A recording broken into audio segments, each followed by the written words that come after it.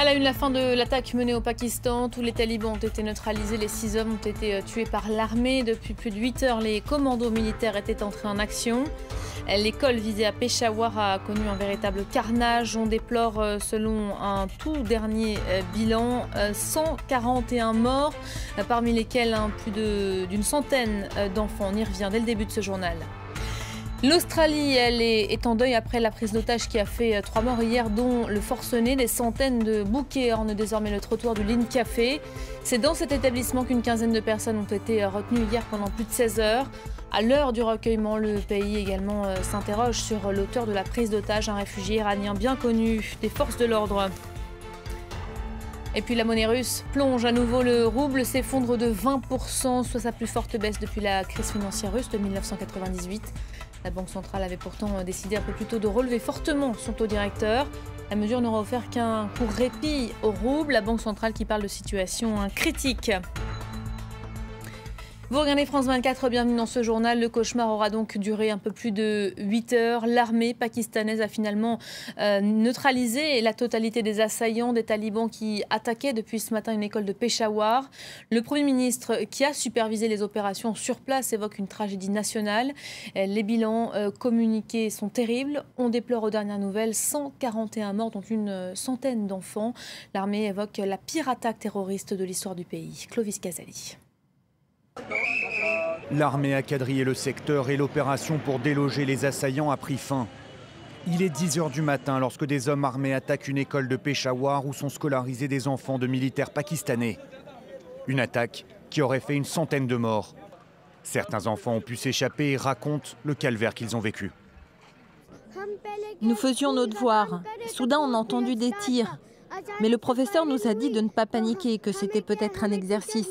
Et puis on a vu l'armée rentrer dans l'école. Un officier nous a dit « Sortez tous par la porte de derrière ».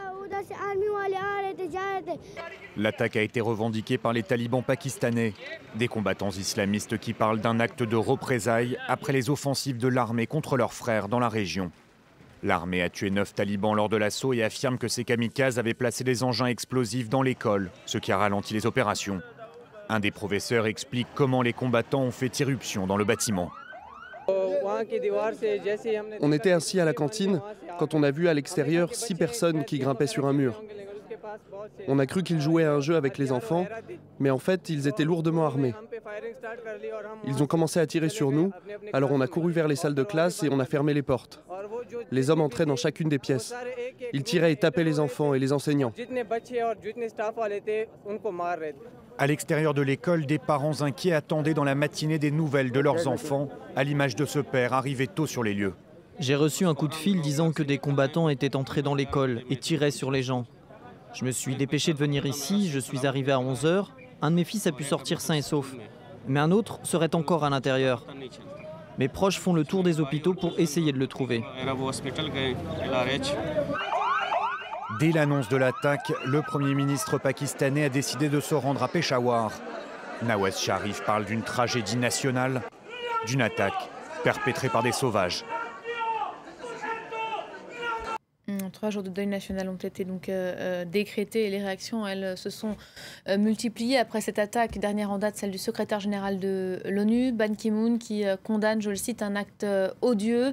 Une opération vengeance revendiquée très tôt par les talibans pakistanais. Alors, qui sont-ils au juste? Pourquoi frapper aujourd'hui une école? Élément de réponse tout de suite avec Julia Siger. C'est dans ces montagnes du Waziristan du Nord que les talibans pakistanais ont leur base. Le TTP, le Tehrik-e-Talib Pakistani, est né fin 2007.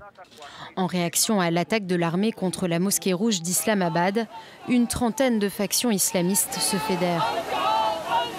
Le groupe reproche entre autres à l'État pakistanais de collaborer avec les États-Unis dans la guerre contre le terrorisme qu'il mène depuis le 11 septembre 2001. Leur cause les rapproche des talibans d'Afghanistan. Ils entretiennent aussi des relations avec Al-Qaïda, qui les fait profiter de leurs connaissances en matière d'attentats suicides. Et le bilan est lourd, 40 à 50 000 morts en 10 ans. Le TTP est notamment accusé d'avoir participé à l'assassinat du Premier ministre pakistanais Benazir Bhutto le 27 décembre 2007, lors d'un attentat suicide. Quelques années plus tard, pour venger la mort d'Oussama Ben Laden le 2 mai 2011, le groupe commet un double attentat suicide à Islamabad, tuant plus de 80 personnes. Les talibans pakistanais sont également connus pour entraîner des candidats au djihad, comme Mohamed Merah. Le tueur de Toulouse et de Montauban avait appris le maniement des armes à leur côté. Ce sont également eux qui ont attaqué l'adolescente pakistanaise Malala Yousafzai en octobre 2012 pour avoir dénoncé leurs exactions. Le prix Nobel de la paix a survécu à une balle en pleine tête. C'est une miraculée. En juin dernier, les talibans pakistanais signent la prise de l'aéroport international de Karachi. L'attaque durera plus de 12 heures et se soldera par la mort de près de 30 personnes, dont les 10 assaillants. Un incident qui démontrera au monde entier la fragilité des forces de sécurité du pays. Aujourd'hui, l'organisation semble malgré tout affaiblie. Depuis cet été, l'armée pakistanaise a multiplié les raids contre les talibans dans la région. À cela s'ajoutent des divisions internes. Le TTP se déchire depuis la mort de son leader Hakimullah Mehsoud, tué par un drone américain. Certains militent pour la poursuite des négociations engagées avec le gouvernement pakistanais en début d'année. D'autres lancent des opérations spectaculaires pour continuer à faire vivre leur mouvement. Voilà, je vous rappelle ce tout dernier bilan communiqué par l'armée pakistanaise. L'attaque a fait 141 morts, 132 tués sont des enfants. Les 9 autres victimes sont des personnels de l'établissement, des enseignants notamment. Décidément, l'actualité est marquée cette semaine par des prises d'otages. Hier, vous l'avez peut-être suivi en direct avec nous, la police australienne a lancé l'assaut après plus de 16 heures de négociations avec un forcené. Dans cette intervention, le preneur d'otages, mais aussi 2 otages ont été tués. Et ce matin, le pays s'est réveillé sous le choc. L'heure était au recueillement, mais aussi à l'interrogation. Vanessa Abba. Unis dans la douleur. Comme ces jeunes, ils ont été des milliers d'Australiens à venir rendre un dernier hommage aux victimes de la prise d'otages. Des bouquets de fleurs par centaines ont été déposés non loin du café où s'est déroulé le drame. Des anonymes, mais également le Premier ministre Tony Abbott et son épouse sont venus se recueillir et écrire quelques mots d'adieu. Dans tout le pays, les drapeaux ont été mis en berne. Un jour à peine après l'attaque, beaucoup d'Australiens sont encore sous le choc. Ils sont restés unis durant tout ce temps passé dans la peur. Nous sommes tellement tristes pour eux. J'ai le cœur brisé. C'est terrible. Je pense que c'est le premier assaut que nous avons eu ici, ou la première attaque terroriste en Australie. Je me sens mal pour les victimes, évidemment. Tout ça, ça arrive au Moyen-Orient, normalement. Nous avons été épargnés. Et c'est terrible que ce genre de choses nous touche, nous aussi, maintenant. Un service religieux a également été organisé à la cathédrale Sainte-Marie, juste à côté du lieu du drame. Les 2 victimes de la prise d'otage ont été saluées comme des héros, prêts à se sacrifier pour sauver ceux avec qui ils ont vécu leurs dernières heures. Tori Johnson, 34 ans, gérant du café, et Katrina Dawson, avocate de 38 ans et mère de 3 enfants, sont morts au moment où la police d'élite donnait l'assaut. L'enquête devra déterminer dans quelles circonstances ils ont tous 2 été tués. Et ce temps fort maintenant en France, l'Assemblée nationale s'est prononcée sur le projet de réforme du droit d'asile. Le texte a été validé, voté en première lecture, un texte qui vise à raccourcir les délais d'examen des dossiers. On va retrouver tout de suite en direct de l'Assemblée nationale James André. Bonjour James. C'est un projet loin de faire l'unanimité qui vient d'être adopté.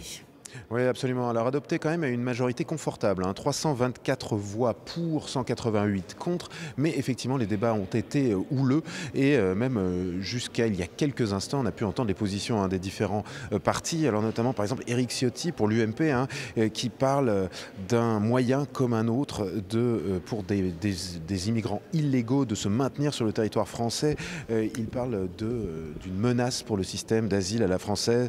Il rappelle l'attachement au système de l'asile, mais il dit voilà en fait en gros ce que craint l'UMP et d'ailleurs le Front National, nous parlions tout à l'heure à l'un de ses représentants, eh bien c'est que ce droit d'asile finalement soit détruit par des faux demandeurs d'asile. C'est un petit peu ce qu'on dit de ce côté-là. Mais alors, évidemment, dans les rangs de l'opposition, eh bien c'est la satisfaction. Alors pour rappel, ça va permettre de raccourcir les délais. Il y a beaucoup de choses positives, mais du côté des ONG, on dénonce le fait qu'il n'y a pas non plus de ligne de crédit qui soit mise en face de ces réformes qui, selon eux, risquent de ne pas aboutir finalement, faute de moyens.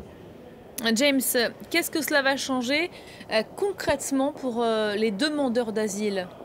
Alors concrètement, raccourcissement des délais d'études des dossiers, rallongement du délai pour déposer son dossier de demande d'asile lorsqu'on arrive sur le territoire. Il passe de 90 à 120 jours. De l'autre côté, les temps d'étude de ces dossiers devraient être divisés par 2. Et il y aura également une norme des lieux d'hébergement pour ces demandeurs d'asile sur l'ensemble du territoire français, puisqu'effectivement, à leur arrivée, les demandeurs d'asile peuvent être aiguillés vers différents centres à travers la France. Il y a une volonté d'harmoniser tous ces centres, 55 postes supplémentaires pour l'OFPRA, l'Office français de protection des réfugiés et apatrides, qui étudie donc ces dossiers. Donc finalement, effectivement des moyens supplémentaires pour mieux accueillir ces demandeurs d'asile, et selon la majorité, c'est là à l'honneur de la France, c'est important de le faire. Mais comme je le disais tout à l'heure, les ONG se questionnent sur les moyens qui vont être mis en place pour permettre de faire que cette loi soit appliquée sur le terrain. James André en direct de l'Assemblée nationale. Merci beaucoup, James.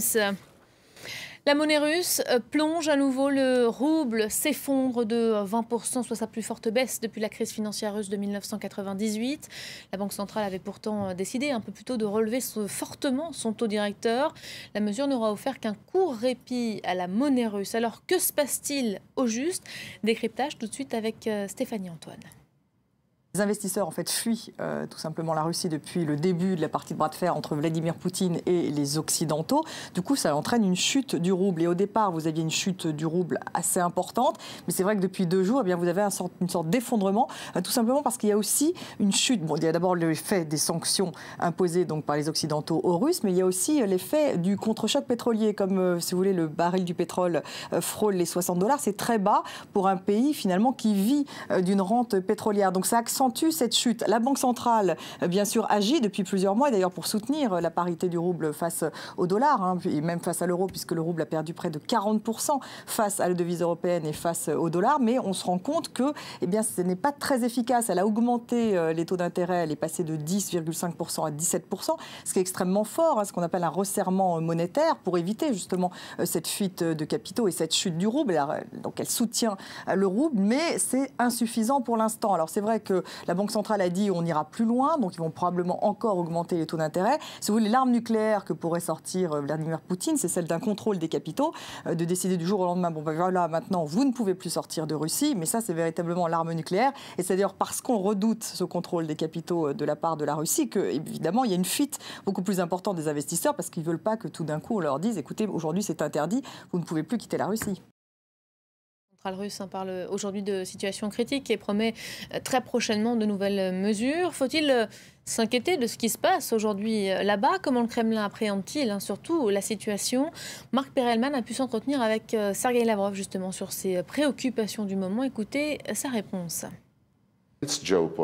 C'est de la géopolitique. Certaines personnes pensent que les sanctions sont un signe de faiblesse ou un signe d'irritation, ce qui n'est pas la meilleure qualité d'un homme politique. Mais je peux vous assurer que la Russie ne va pas seulement survivre, elle va en ressortir encore plus forte. Nous avons traversé des situations bien plus graves dans notre histoire, et à chaque fois, nous en sommes sortis plus forts.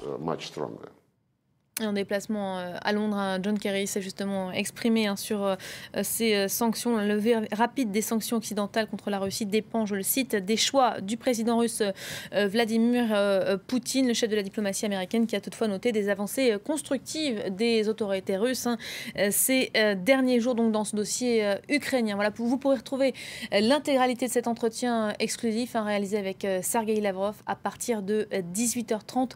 Heure de Paris. C'est la fin de ce journal. Merci à vous de l'avoir suivi. Prochain rendez-vous avec l'info, c'est dans 15 minutes environ. À tout à l'heure.